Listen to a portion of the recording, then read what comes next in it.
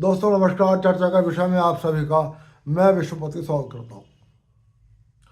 आप जब भी भारत के विभाजन की चर्चा करते होंगे और विभाजन के समय जब हिंदुओं के नरसंहार की बात आपके जहन में आती होगी तो दो नाम निश्चित रूप से आपकी आंखों के सामने आते होंगे। एक नाम मोहम्मद अली जिन्ना, जिसने पाकिस्तान ले लिया, और दूसरा व्यक्ति वो जिसने बहुमत ना होने के बावजूद भारत की सत्ता को अपने कब्जे में कर लिया और भारत के चाटुकार इतिहासकारों ने, चाटुकार स्वतंत्रता सेनान के संग्राम के चाटुकार लेखकों ने जिसको चच्चा जान बना दिया।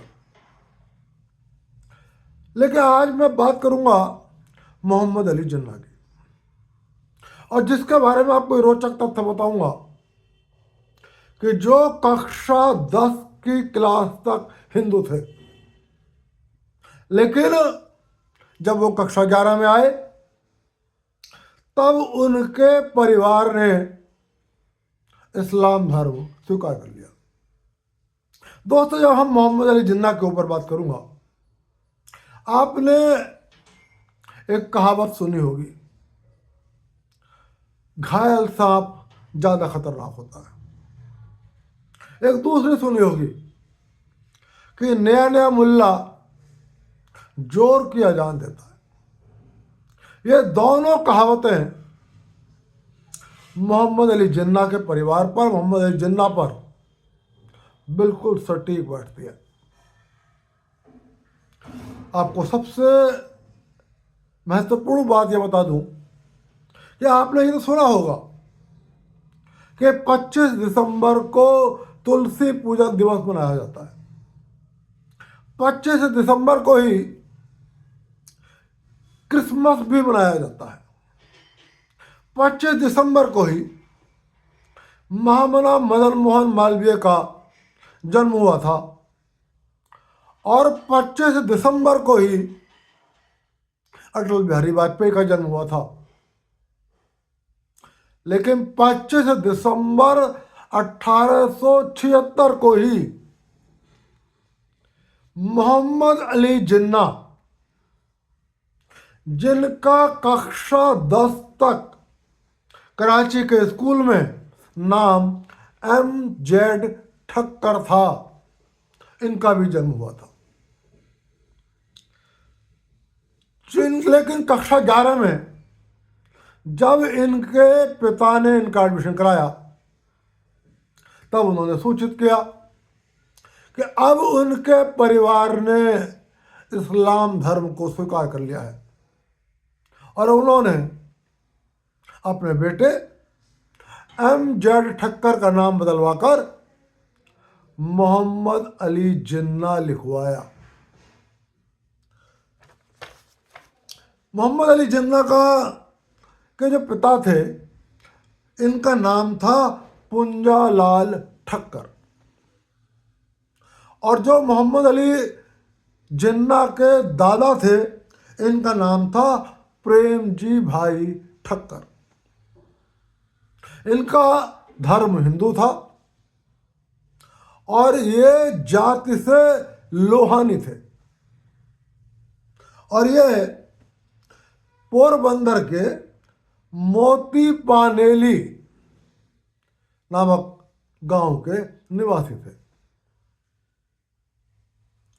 लेकिन एक व्यवसाय के कारण पूरे हिंदू समाज ने और पूरे लोहानी जाति ने इनके परिवार का बहिष्कार कर दिया। उस बहिष्कार के कारण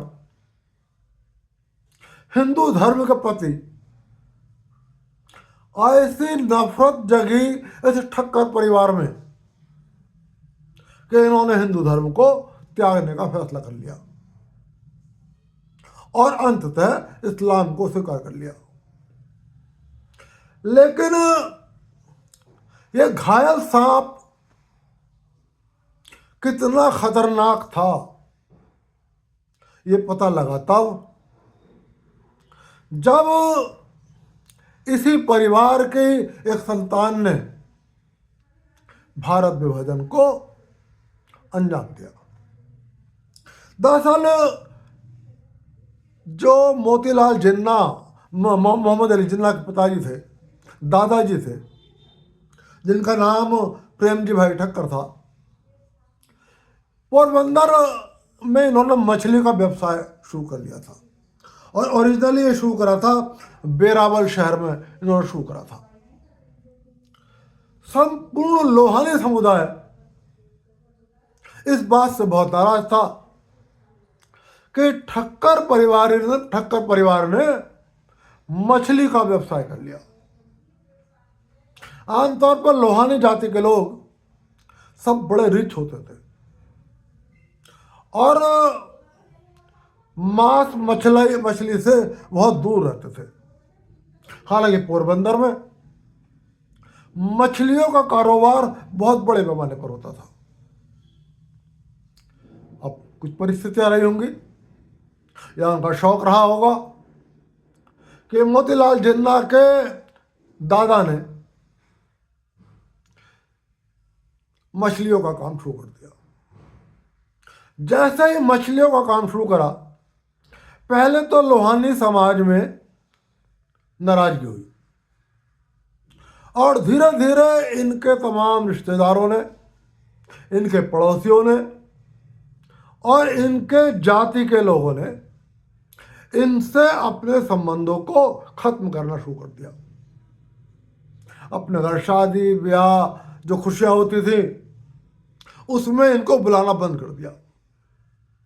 यहां तक कि यदि किसी के दुख दर्द में भी इनके पिता या इनके दादा जाया करते थे तो वो हिंदू परिवार इस बात को पसंद नहीं करते थे कि यह मछलियों का काम करने वाला व्यक्ति या इसका परिवार हमारे घर में आए। और उसके बाद एक दिन ऐसा आया कि लोहानी समाज के लोगों ने एक बाकायदा बैठक करी और उस बैठक में घोषित कर दिया कि संपूर्ण लोहानी समाज और संपूर्ण हिंदू समाज इस ठक्कर परिवार का बहिष्कार करता है। ना तो कोई इनको अपने सुख दुख में बुलाएगा और ना कोई इनके सुख दुख में शामिल होगा।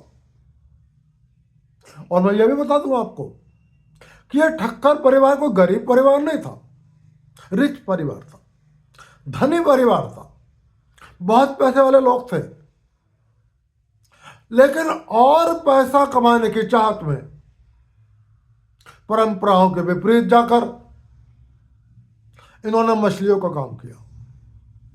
पूरे समाज को ये लगा कि यदि तुम एक बार की को गरीब होते, तुम्हारे सामने रोजी रोटी की समस्या होती तो शायद तुम्हारी मजबूरी को मान लिया जाता या तुम्हें कोई विकल्प दिया जाता। लेकिन तुम एक अच्छे धनी परिवार से हो और पैसा कमाने की इतनी चाहत तुम्हारे अंदर हो गई है कि तुम अपने समाज की परंपराओं को तोड़ रहे हो पैसे की खातिर। मैं ये भी कह सकता हूं कि ठक्कर परिवार बेहद लालची था और पैसा कमाने के लिए ये किसी भी हद तक जा सकता था। और इसीलिए इस पैसे की कमाई की खातिर और पैसा कमाने की खातिर ठक्कर परिवार को लगा कि मछली बेचने में, मछली पकड़ने में और इनका व्यापार करने में बहुत बड़ी कमाई है। तो इन्होंने कमाई कर ली, इन्होंने ही व्यापार कर लिया। अब जब लोहानी समाज ने और हिंदू समाज ने इनका बहिष्कार कर दिया तब धीरे धीरे इस ठक्कर परिवार के दिल में भी हिंदुत्व के प्रति नफरत पनपने लगी। इन्हें अपने क्रिया पर कोई पछतावा नहीं था, अपनी मानसिकता पर कोई पछतावा नहीं था, बल्कि ये हिंदू समाज से नफरत करने लगे। उस वक्त तक मोहम्मद अली जिन्ना, जिनका नाम MZ ठक्कर था, ये कराची के स्कूल में पढ़ते थे और जब तक ये कक्षा 10 में थे तब तक ये हिंदू ही थे। लेकिन जब ये 11वीं क्लास में आए तब इनके पिता कराची के स्कूल में पहुंचे। इनके पिता का नाम, जैसा कि मैंने आपको बताया, पुंजलाल ठक्कर, और उन्होंने विद्यालय को सूचित किया कि अब हम हिंदू नहीं हैं, हमने इस्लाम को स्वीकार कर लिया है और अब मेरा बेटा, जिसका नाम MZ ठक्कर है, अब उसका नाम मैंने मोहम्मद अली जिन्ना रख दिया है। कहा यह जाता है कि पुंजालाल ठक्कर ने आगा खानी संप्रदाय के संपर्क में आकर राजकोट की एक आगा खानी शिया संप्रदाय की मस्जिद में जाकर अपना धर्म परिवर्तन किया। इनके 4 बेटे थे, चारों बेटों के नाम बदले गए और चारों बेटों को मुस्लिम नाम दिए गए। हालांकि कई इतिहासकारों ने यह भी लिखा है कि मोहम्मद अली जिन्ना सुन्नी मुसलमान थे और उन्होंने शिया संप्रदाय को, शिया इस्लाम को स्वीकार नहीं किया था। लेकिन हाल ही में पाकिस्तान के क्रिश्चियन अखबार ने बिल्कुल ये दावा करा है कि मोहम्मद अली जिन्ना सुन्नी मुसलमान नहीं थे, बल्कि उन्होंने आगा खानी संप्रदाय के संपर्क में आकर आगा खानी शिया संप्रदाय को स्वीकार किया था। जबकि पाकिस्तान के अनेक इतिहासकार ये भी लिखते हैं मोहम्मद अली जिन्ना सच्चे अर्थों में ना शिया मुसलमान थे और ना सुन्नी मुसलमान थे। उनके दिल में हिंदुओं के प्रति नफरत की आग थी, लेकिन मुसलमान उनको सच्चा मुसलमान स्वीकार नहीं करते थे, क्योंकि उस वक्त तक सबको पता था कि कल तक ये हिंदू थे, इनका पूरा परिवार हिंदू था और मोहम्मद अली जिन्ना का शौक था राजनीति। ये मुसलमानों का नेता बनना चाहते थे मुसलमान बनने के बाद, लेकिन मुसलमान इनको अपना नेता मानने को तैयार नहीं थे। तो उन पाकिस्तान के इतिहासकारों का कहना है कि सच तो यह है कि मोहम्मद अली जिन्ना ना शिया थे और ना सुन्नी थे, बस चूंकि मुसलमान उनको शक की निगाह से देखते थे तो वो मुसलमानों में अपना कद ऊंचा करने के लिए और हिंदुओं से बदले की भावना के तहत बढ़ चढ़कर कट्टरवाद उनके सिर पर बोल रहा था। हालांकि मरते समय तक मोहम्मद अली जिन्ना ने इस्लाम की मान्यताओं के अनुरूप अपने जीवन को नहीं ढाला, बस वो सच्चे अर्थों में राजनीतिक मुसलमान थे। उनके बारे में बहुत सारे मुस्लिम इतिहासकार ये दावा करते हैं कि वो नमाज भी नहीं पढ़ते थे और कुछ इस्लामिक परंपराओं का भी उनके जीवन में निर्वहन नहीं हुआ था। दावा यह भी किया जाता है कि वो खान पान में भी वो तमाम चीजें खाते थे जो एक सच्चा मुसलमान नहीं खाता। यही नहीं, पहनावे में भी वो उन कपड़ों को पहनने से परहेज करते थे जिनको आमतौर पर मुस्लिम पहनते थे। लेकिन जब उनको लगा कि यदि राजनीति करनी है तो मुझे मुस्लिम पहनावा पहनना होगा, तब उन्होंने अपने अनेक मुस्लिम मित्रों की सलाह पर शेरवानी को पहनना शुरू करा। मोहम्मद अली जिन्ना के बारे में मैं आपको बता दूं कि इनकी राजनीति में बहुत रुचि थी और 1896 में इन्होंने लंदन से वकालत पूरी कर ली और 1906 में ये सबसे पहले कांग्रेस पार्टी में शामिल हुए। लेकिन जैसा कि मैंने आपको बताया, राजनीतिक महत्वाकांक्षी बहुत थे, मुसलमानों का नेता बनने का प्रयास कर रहे थे। लेकिन कांग्रेस के अंदर जो और मुस्लिम नेता थे वो इन्हें मुसलमान मानते ही नहीं थे। तो इनको ये लगता था कि ना मैं हिंदू ही हूं और ना मैं मुसलमान ही हूं। तब इनको लगा कि ना तो मैं हिंदुओं से बदला ले पाऊंगा और ना मैं मुसलमानों का नेता बन पाऊंगा। तब इन्होंने कांग्रेस पार्टी को छोड़ने का फैसला करा। हालांकि बहुत सारे लोगों का यह भी कहना है कि मोहम्मद अली जिन्ना का कांग्रेस के नेताओं से सैद्धांतिक मतभेद था। मैं इसको नहीं मानता। सिद्धांत नाम की चीज दो व्यक्तियों पर बिल्कुल नहीं थी, एक मोहम्मद अली जिन्ना पर और एक जवाहरलाल नेहरू पर। जवाहरलाल नेहरू भी सत्ता के लालची थे और मोहम्मद अली जिन्ना भी सत्ता के लालची थे। तब मोहम्मद अली जिन्ना ने तय करा कि अब वो कांग्रेस पार्टी छोड़कर मुस्लिम लीग में शामिल होंगे और 1913 में मोहम्मद अली जिन्ना मुस्लिम लीग में शामिल हो गए। 1916 में वो आखिर मुस्लिम लीग के अध्यक्ष भी बन गए। फिर उनका सिक्का चलने लगा। जब वो मुस्लिम लीग में शामिल हुए तब वो उग्र भाषा बोलने लगे, हिंदुओं के खिलाफ नफरत की आग उगलने लगे। और जब वो मुस्लिम लीग में शामिल हो गए तब वो उन मुसलमानों से ज्यादा आग उगलते थे, उन मुस्लिम नेताओं से जो कई पीढ़ियों से मुसलमान थे। हालांकि लगभग भारत और पाकिस्तान में हम जितने भी मुसलमानों को उठाकर देखते हैं, लगभग सभी के पूर्वज हिंदू थे। लेकिन चूंकि मोहम्मद अली जिन्ना नए नए हिंदू थे, नए नए मुसलमान थे, तो इन्होंने ज्यादा आग उगलनी शुरू कर दी।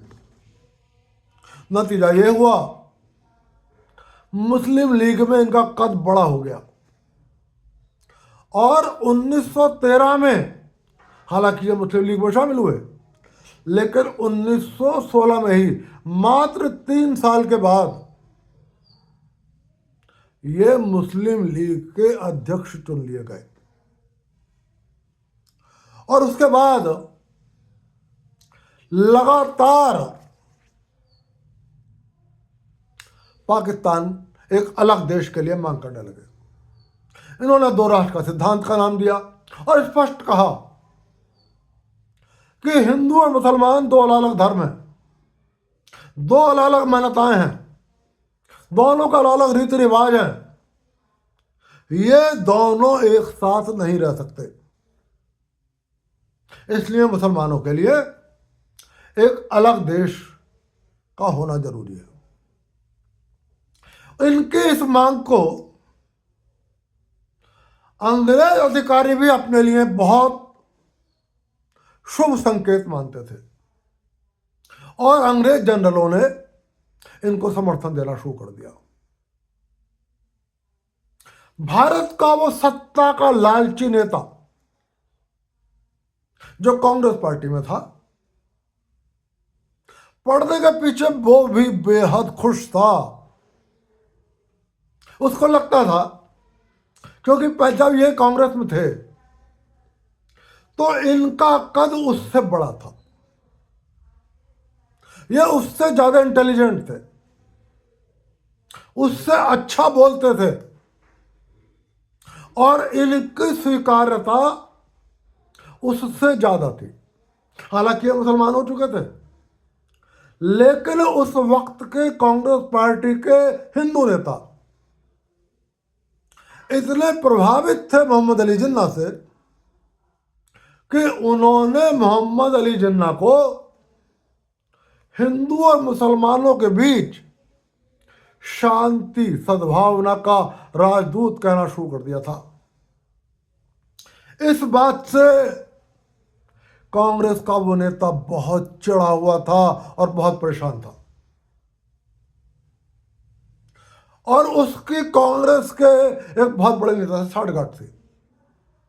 वो खुश हो गया जब वो मोहम्मद अली जिन्ना ने दो ही राष्ट्र का सिद्धांत दिया और कहा कि मुसलमानों के लिए एक अलग देश चाहिए। पढ़ने के पीछे ये गहरी दोस्ती थी, लेकिन जनता को ये लगता था कि ये दोनों अलग अलग है। दोनों को लगता था कि एक रियासत का राजा मैं बन जाऊंगा और एक रियासत का राजा मैं बन जाऊंगा, और एक जना बना भी। 1937 में बाकायदा मुस्लिम लीग ने साफ कह दिया कि पाकिस्तान से कम कुछ भी मंजूर नहीं है, और अंततः 1947 में भारत का विभाजन हो गया। लेकिन ये मोहम्मद अली जिन्ना, जो हिंदुओं से नफरत की आग में जल रहे थे और जिन्होंने हिंदुओं को सबक सिखाने के लिए मुसलमानों का नेता बनने के लिए भारत के विभाजन की नींव रखने वालों में से एक बने, ये बहुत लंबे समय तक जीवित नहीं रह सके। और ये 1948 में सितंबर का महीना था, सितंबर के महीने में इनका निधन हो गया। इनका निधन हुआ 11 सितंबर 1948 को इनका निधन हो गया। एक और बड़ी महत्वपूर्ण बात है जो इतिहासकारों ने आम जनता से छिपाई। कांग्रेस पार्टी का वो नेता जिसने भारत की सत्ता को अपने कब्जे में ले लिया, उसको ये बात पता थी कि मोहम्मद अली जिन्ना को कैंसर है, और डॉक्टरों ने मोहम्मद अली जिन्ना से कह दिया था कि मात्र 1-2 वर्ष तक की आपकी जिंदगी है। इसलिए वो नेता ये चाहता था कि अंग्रेज जल्दी से जल्दी मोहम्मद अली जिन्ना की मांग को स्वीकार कर ले, क्योंकि यदि मोहम्मद अली जिन्ना जल्दी ही मर गए तो शायद भारत का विभाजन नहीं हुआ, और यदि भारत का विभाजन नहीं हुआ और भारत आजाद भी हो गया, तो मैं शायद भारत की सत्ता को अपनी मुट्ठी में नहीं ले सकता। इसलिए उसने कांग्रेस पार्टी के सभी दलों से सभी नेताओं से ये बात छिपा कर रखी कि मोहम्मद अली जिन्ना को कैंसर है और इसकी जिंदगी मात्र 1-2 साल की है। यदि हो सकता है उस वक्त सरदार वल्लभ भाई पटेल, डॉक्टर राजेंद्र प्रसाद, आचार्य कृपलानी या बाबा साहब भीमराव अम्बेडकर, इन सब महान नेताओं को यदि ये पता होता कि यह जिन्ना बस 1-2 साल का इसका जीवन है और ये कैंसर से पीड़ित है, तो हो सकता है वो ये प्रयास करते कि लड़ाई कुछ लंबी हो जाए, जिससे, क्योंकि जिन्ना के अलावा और मुस्लिम नेता अलग पाकिस्तान को लेकर बहुत ज़्यादा दृढ़ नहीं थे, तो शायद वो लंबा खींचते और भारत का विभाजन रुक सकता था। लेकिन कांग्रेस के ये नेता इस बात को जानता था कि यदि ये बात खुल गई तो फिर मेरा सपना अधूरा रह जाएगा, और इसलिए उसने ये बात किसी को बताई नहीं। फिलहाल ये मोहम्मद अली जिन्ना ने पाकिस्तान ले लिया, ये कायदे आजम कहलाए। सत्ता के लालची नहीं थे मोहम्मद अली जिन्ना, उनको हिंदुओं से बदला लेना था, क्योंकि वो घायल साहब थे, उनके ऊपर लठ पड़ा था, और ये लठ था समाज के बहिष्कार का, ये लठ था हिंदू धर्मावलंबियों द्वारा उनके बहिष्कार का। तो ये लठ मारने वालों से मोहम्मद अली जिन्ना बदला लेना चाहते थे। उग्र इसलिए बोल रहे थे कि वो नए नए मुल्ला थे, जोर की बांग दे रहे थे, जोर की अजान दे रहे थे, और शेष जो पुराने मुसलमान थे वो उनको अपने नेता नहीं मान रहे थे। तब इन्होंने मुसलमानों में अपनी स्वीकार्यता बढ़ाने के लिए और कट्टर भाषा बोलनी शुरू करी, जिससे कि मैं मुसलमानों का नेता बन जाऊं, और जब मैं मुसलमानों का नेता बन जाऊंगा तब ही मैं इन हिंदुओं से बदला लूंगा जिन्होंने मेरे दादा और मेरे पिता का सिर्फ वो इसलिए बहिष्कार कर दिया कि वो मछलियों का व्यापार करते थे। ऐसे थे मोहम्मद अली जिन्ना, जिनका कक्षा 10 तक नाम था MZ ठक्कर, हिंदू परिवार से आते थे, लोहानी जाति से आते थे। दोस्तों, ये तो रही मोहम्मद अली जिन्ना की बात। फिलहाल बांग्लादेश की स्थिति जितनी मैं और आप देख पा रहे हैं इससे ज़्यादा गंभीर है। हालांकि एक नया डेवलपमेंट हुआ है कि तारिक रहमान, जिनकी माताजी बांग्लादेश के प्रधानमंत्री रह चुकी है, जिनके पिता ने बांग्लादेश में सैन्य तख्ता पलट करा था, जियाउर रहमान, और जो भारत विरोध की भाषा बोलते थे, जिनको जो पाकिस्तान के प्रति सॉफ्ट कॉर्नर रखते थे, उनका बेटा तारिक रहमान, जिस पर अवामी लीग के शासनकाल में बहुत सारे मुकदमे कायम थे, और जो लंदन में निर्वासित जीवन जी रहा था, फिलहाल वो ढाका लौट आया है, और 12 फरवरी के चुनाव में उनकी party BNP, Bangladesh nationalist party, हिस्सा लेगी, और उन्होंने गठबंधन की भी घोषणा कर दी है, सीटों का बंटवारा की भी घोषणा हो गई है। हालांकि 12 फरवरी का चुनाव होगा या नहीं होगा इस बारे में अभी कुछ नहीं कह सकते, क्योंकि उस्मान शरीफ हादी जिसकी हत्या हुई, उसके भाई ने साफ कहा है कि मेरे भाई की हत्या मोहम्मद यूनुस ने कराई है। वो चुनाव को टालना चाहते हैं, लंबे समय तक सत्ता में बने रहना चाहते हैं, और वो इसीलिए हिंदुओं के ऊपर जुल्म करवा रहे हैं ताकि हिंसा की आड़ में चुनाव को टाला जा सके। देखना है चुनाव होते हैं या नहीं होते। तारिक रहमान ने बांग्लादेश पहुंचने पर अपने भाषण में भारत के विरुद्ध भी जहर उगला।